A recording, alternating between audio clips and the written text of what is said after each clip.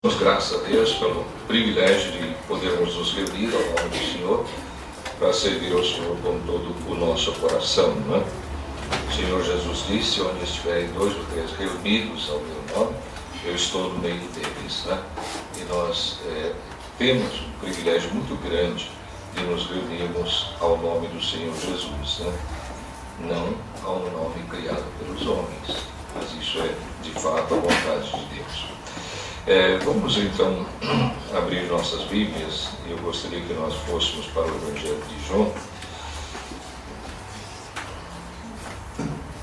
capítulo 20, para começar os nossos pensamentos. Nós estamos estudando as cartas de Apocalipse, vamos descansar um pouquinho, né? Quinta-feira nós já descansamos um pouco e estudamos sobre o que é mesmo, não estou lembrando.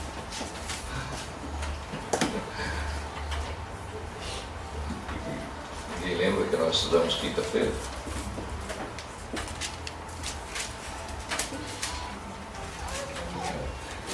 Ainda bem, né?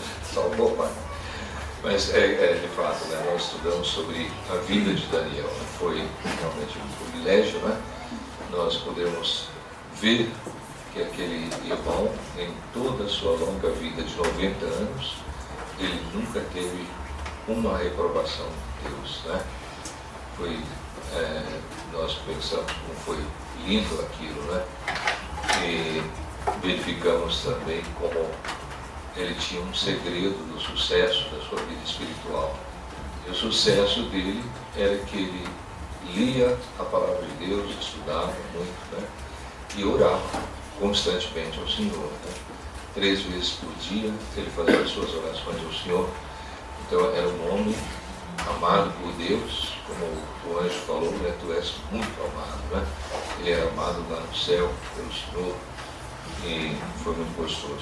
Agora hoje eu gostaria de nós estarmos olhando para a palavra.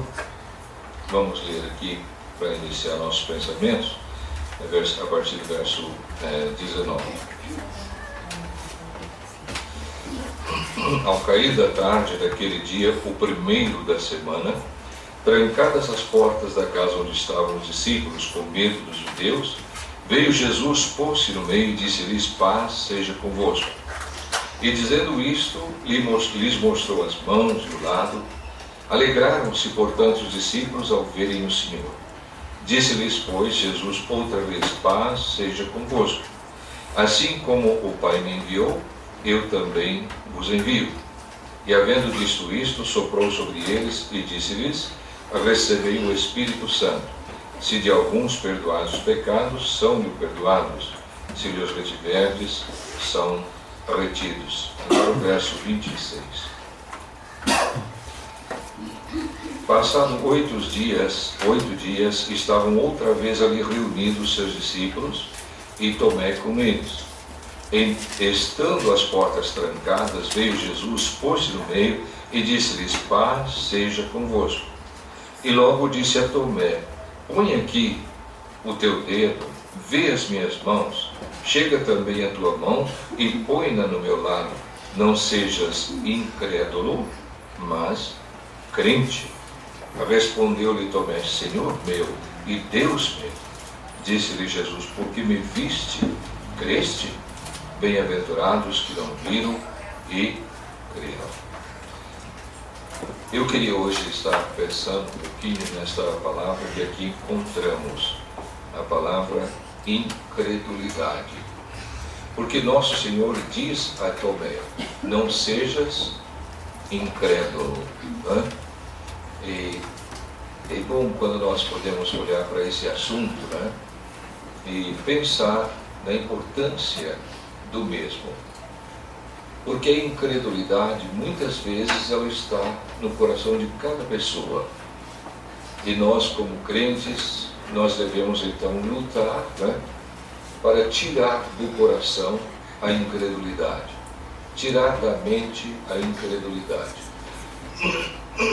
Incredulidade é exatamente o ato de não crer, né, naquilo que o Senhor fala, que a sua palavra fala, em fatos da vida, né? Às vezes nós somos incrédulos em muitas áreas da nossa própria vida.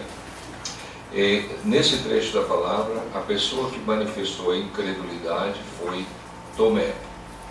E uma das coisas que é interessante acerca de Tomé é o que o mundo sempre fala. Eles dizem: eu sou como Tomé, só vendo para crer. Não é assim? Eles falam isso, não é? Eu sou como Tomé, só vendo para crer. Não é? E quando nós temos que ver, a fé não está presente, ela está ausente. Não é? E aí é incredulidade. Então a gente precisa lembrar esse fato, porque como crentes nós não precisamos ver para crer, né? Nós cremos sem ver. Isso é a realidade. Quando nós nos convertemos a Cristo, foi assim, não foi? Olha o que Pedro fala na sua primeira carta. Ele está falando acerca da fé, né?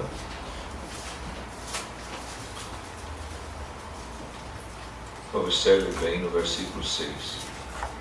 Nisto exultais, embora no presente por breve tempo, se necessário, sejais contristados por várias provações, para que, uma vez confirmado o valor da vossa fé, muito mais precioso que ouro perecível, mesmo apurado por fogo, redunde em louvor, glória e honra na revelação de Jesus Cristo, a quem, não havendo visto, amais. Isso é fé, né? No qual, não vendo agora, mas crendo, exultais com alegria indizível e cheia de glória, obtendo o fim da vossa fé, a salvação da vossa alma. Pedro está descrevendo aqui exatamente o que é a fé, né? E no descrever o que é a fé, ele mostra para nós que a incredulidade não deve estar no nosso coração. Mas é interessante como ele mostra para nós, né, que o valor da nossa fé é confirmado através de provações, né?